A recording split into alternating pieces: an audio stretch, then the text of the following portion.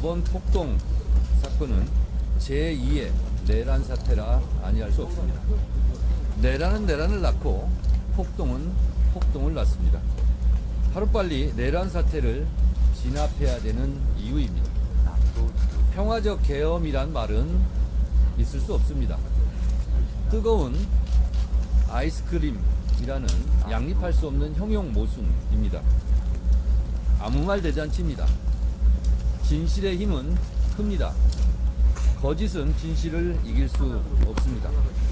헌법재판소에서 윤석열의 신속한 파면을 통해 진실의 힘을 보여드리겠습니다.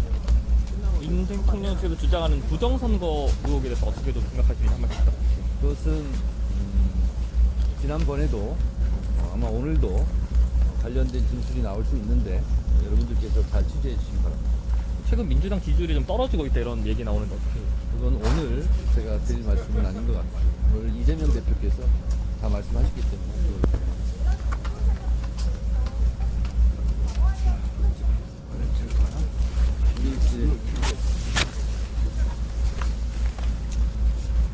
오늘은 대통령 탄핵 심판 사건의 제4회 변론 기일, 그리고 피청구인 윤석열 대통령의 비상계엄 선포로 대한민국이 극심한 혼란에 빠진 지 이제 51일이 되는 날입니다.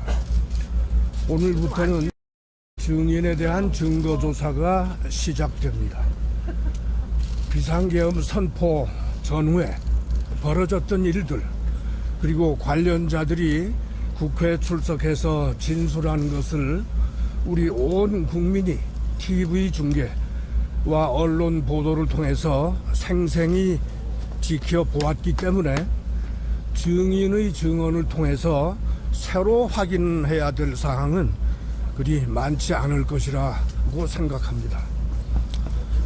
그런데 그렇더라도 일련의 증거 조사들이 신속하고 또 효율적으로 진행돼서 비상계엄 선포 전후의 사실관계가 명백하게 밝혀질 것을 기대합니다. 지난 1월 21일 제3회 변론기일에서는 피청구인 본인, 즉 윤 대통령이 직접 출석 발언을 하였는데 객관적인 증거 그리고 정황에 전혀 맞지 않는 억지 부인 그리고 변명, 책임 전가로 시종을 해서 국민의 공분을 더욱 키웠다고 생각합니다. 그런데 진정 걱정되는 것은 지난 19일에 있었던 참담한 법원 난입, 폭동 사건 이후에도 헌법이 정한 법치 질서를 부정하고 사법부와 헌법재판소의 권능을 해하고자 획책하는 일부 극단 세력의 언동이 계속되고 있다는 것입니다.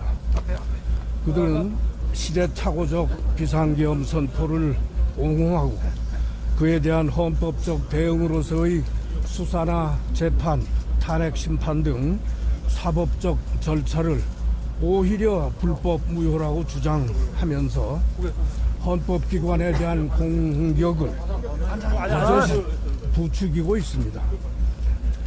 이는 대한민국의 법치주의 질서, 법 제도에 대한 공격이고 그것은 결국 대한민국이라는 우리 공동체 그 자체에 대한 공격이라고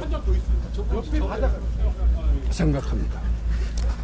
이러한 행위는 여당과 야당 그리고 보수와 진보를 가리지 않고 절대로 용납해서는 아니 됩니다.